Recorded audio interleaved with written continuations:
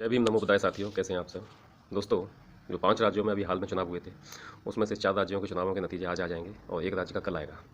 अब बात यहाँ पर आती है कि जो एग्जिट पोल आए हैं, उन्होंने केवल या भाजपा या कांग्रेस, इनको ही बढ़त होती हुई दिखाई पड़ रही है सारे नतीजों में। 7-8 जो एग्जिट पोल हुए हैं, उसमें से 5 ने भाजपा को और करीब 3 ने कांग्रेस को, और आई थिंक मतलब 4 ने भाजपा को, 1 ने मिक्स करके बताया हुआ है। पहले भी ऐसा हुआ है, पहले भी जो चुनाव हुए हैं उनमें क्या था, एग्जिट पोल आए, एग्जिट पोल के हिसाब से ही करीब करीब नतीजे आए। क्यों? इस सब के पीछे कारण क्या है? इस सब के पीछे कारण ये है कि सरकार एक एजेंडा सेट करती है, बताती है, भले ही लोगों में कितना भी असंतोष हो, लेकिन जो ये ईवीएम है, ईवीएम मशीन है, इसका जब तक चक्कर चलता रहेगा, जब तक इसके द्वारा वोटिंग होती रहेगी, तब तक ऐसा होना संभव है। सरकार एग्जिट पोल करवाती है अपने हिसाब से, और उस हिसाब से ही उसके आसपास के नतीजे घोषित कर दिए जाते हैं। अभी आपने मध्य प्रदेश में देखा, बालाघाट जिले में, वहाँ का जो ब्राह्मण डीएम था, वो गया वहाँ पर, और जहाँ स्ट्रॉन्ग रूम में, और उसने वहाँ पे छेड़छाड़ की। पोस्टल बैलेट थे, उनको पहले ही खोल लिया गया। ये सब नतीजे क्या दिखाते हैं? अगर यही सरकार किसी और की होती तो चुनाव आयोग नाक में दम कर देता। टीएन सेशन वगैरह थे, अच्छा था, नाम है उस बंदे का, लेकिन उस वक्त भी क्या था कि बहुजन सरकारें जीतने वाली थी, उस वक्त शक्ति हुई।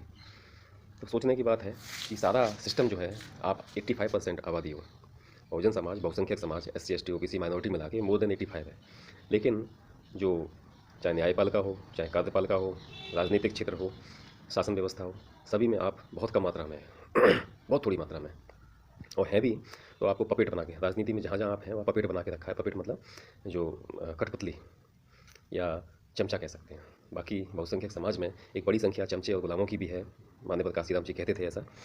अब स्थितियाँ चेंज हो रही हैं, वो चमचे और गुलाम जो है उनको बदलना पड़ रहा है, उनको भी समाज के हक के बारे में बात करनी पड़ रही है, और पार्टियों को भी।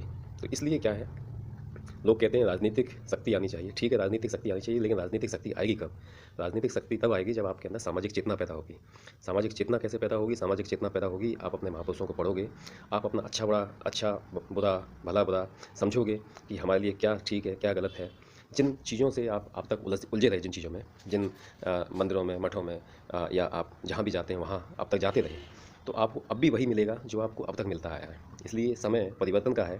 परसों उत्तर प्रदेश में 69,000 शिक्षक भर्तियों में जो बेचारे करीब 1.5 साल से धरना दे रहे हैं, वो लोग 1.5 साल से धरना दे रहे हैं, लेकिन सरकार उनकी नहीं सुन रही है। जब उन्होंने विधानसभा घेराव के लिए जाने का मन बनाया, तो रास्ते में बैरिकेटिंग लगा दी गई और चुन चुन कर उनको मारा। महिलाओं के साथ बदसलूकी की, और बहुत बुरे दर्जे की। यदि सरकार चाहे, सरकार की नीयत में खोट ना हो, तो वो एक वर्ग को फ़ायदा दे रही है, एक वर्ग को। ये जो लोग हैं, ये भर्तियाँ वो वाली भर्तियाँ हैं जिनमें घोटाला किया गया था। जब बहुत हंगामा हुआ तब जाके इनको करा गया, लेकिन उसके बाद भी अभी तक उनको अपॉइंट नहीं किया गया। अब उत्तर प्रदेश सरकार की नीयत तो ये है कि एक तरह से वो इस प्राइमरी एजुकेशन को ही ख़त्म करना चाहते हैं। इसलिए जो नियुक्त हो चुके हैं उन पर तरह तरह के दबाव पड़ रहे हैं, और बहुत ही ख़राब स्थिति में मतलब उनकी व्यवस्थाएं बन रही हैं। तो जब वो पूरी तरह से ख़त्म करने का ही मन बना रहे हैं, तो उसे कैसे करेंगे? लेकिन नीयत का एक सवाल है। पहले किसानों ने धरना दिया, और जो राजनीतिक पार्टी है देश की, जो इस समय देश पे कब्जा कर रही है, करके रखा हुआ है इसने, तो कभी सैनिकों के नाम पे, कभी मंदिरों के नाम पे। आप देखो, देश का मुखिया जो है इस समय, वो चुनावों के समय में मंदिरों में जाता है, बढ़िया तरीके से फोटो सेशन होता है, लाइव आता है टीवी पर। तो इसका फ़र्क क्या है? इससे वोट बढ़ जाते हैं, ओबियसली वोट बढ़ जाते हैं, सच है, ये वो लोग जानते हैं इस बात को।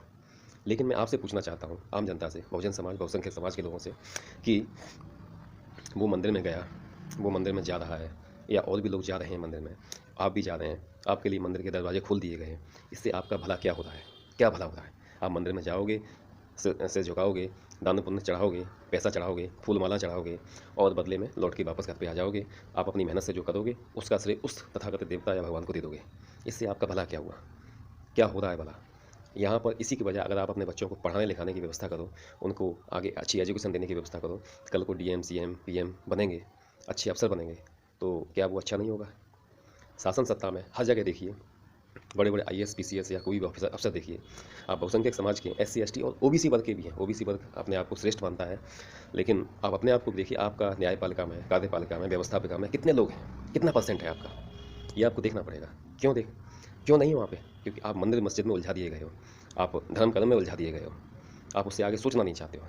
लेकिन आपको सोचना पड़ेगा, क्योंकि ये समय बदलाव का है। इस समय अगर बदलाव आ गया, आपके अंदर सामाजिक चेतना जग रही है लोगों में, लेकिन वो स्पीड नहीं आ पा रही है। उस स्पीड को आना चाहिए। अगर उस स्पीड से आएगा तो आपकी व्यवस्थाएं बनेंगी, आप आगे बढ़ोगे, आप तरक्की करोगे। ये देश हमारा है, 85% लोगों का देश है, आप यहाँ के मूल निवासी हैं, तो ये आपका देश है। तो आपको यहाँ की हर चीज़ पर कब्जा आपका होना चाहिए, चाहे न्यायपालिका हो, चाहे व्यवस्था का हो, चाहे शासन सत्ता कोई सी भी हो। लोग कहते हैं राजनीतिक मतलब हमारी सत्ता होनी चाहिए, ठीक है सत्ता होनी चाहिए, सत्ता आएगी कैसे?